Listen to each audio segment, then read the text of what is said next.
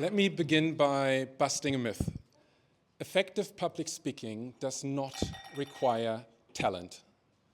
But you have to accept the harsh truth. It is not about you. It is only about the audience. You need to focus uncompromisingly on creating value for your audience. And here are 5 steps how to get there. Number 1, we analyze the audience. So we think about what the audience cares about at this moment. What are their priorities? What is their pain point currently? What are these topics? Often in the corporate world, they're pretty similar: budget, revenue, employee satisfaction, costs and risks, and there are many more. So that will give you a first idea of what is high on their agenda. If you struggle to start, think about what their bonus depends on. That's usually a good indication what they, well, by design, have to care about. If you want to take this a step further, you can link an emotion to each of these topics. So how does budget feel at the moment? How does employee satisfaction feel? There might be a feeling of pressure or perhaps relief because the audience knows they will make budget that year. So you build an even better understanding of how these topics feel at the moment and how they are ranked. That will put you in a space to address these in your speech and to select what you're going to talk about, and with the emotional add-on, how you're going to put these forward. So much for the audience. Number 2, focus on a single idea. Please don't give in to that urge to impress with quantity by adding more charts, more examples, more anecdotes, more data, more heavy slides in the worst case, which is a lot more often the case than I'd like to admit. By focusing on a single idea, you create something that people can actually remember. And then you look at that idea from different perspectives. You offer different interpretations, different application cases to that single idea or single concept or single new way, but focus on only one, because that's what people will really remember, because it will feel light and easy to take away and not heavy like an avalanche of information hitting them if you've loaded up your presentation. Although I understand that it might feel comforting because you have made sure that you've said all you know to prove your credibility. It's very human, just not very effective, unfortunately. Number 3, add a bit of storytelling. Storytelling and examples, the way to go is reliving the situation with me.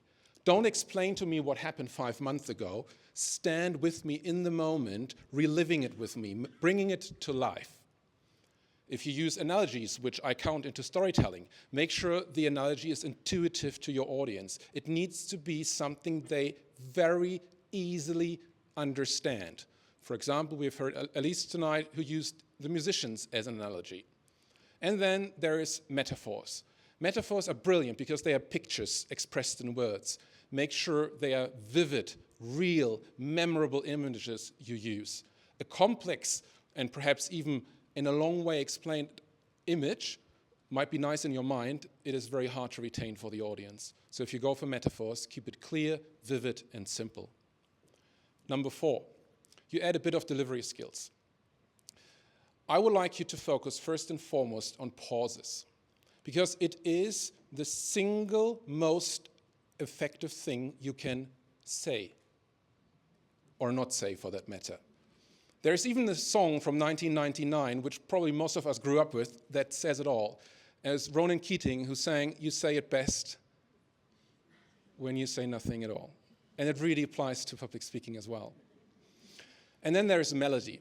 You want to add melody to your voice. That means you want to get out from a very monotonous way of speaking where you explain a lot, possibly very fast, but you put in information. It's really nice. You feel like I'm nailing it. My slide is this full. I need to... Okay, you might scram in a lot of information, but it is what puts people to sleep.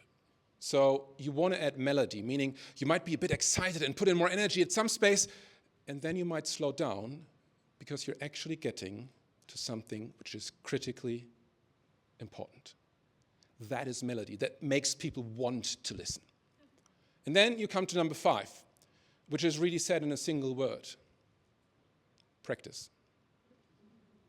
By practicing your speech, you will move it from the short-term to the long-term memory. And that will free up very valuable concentration capacity when you stand here and you speak, which you can invest to breathe, to smile, and perhaps in a second level, react to something spontaneously that happens in the audience. But perhaps you want to park that for when you're a bit more comfortable. But practice is often underestimated, but it's the best investment in yourself and your success you can do. So when you combine the audience analysis for value creation, the single idea to make it easy to retain, the storytelling for a bit of sexiness, which is always really cool to do, delivery skills to make people want to listen, and practice to create your success, then you will be a good speaker, which doesn't require talent. And as I often like to say, anyone can really become an outstanding speaker. It's a learnable skill, which is a bit of a decision for yourself and for a process, instead of, oh, I think this is what they want. And then all I have left to do as a speaker coach is wave you off to collect your much-deserved applause and say what I always say, that is, best speeches.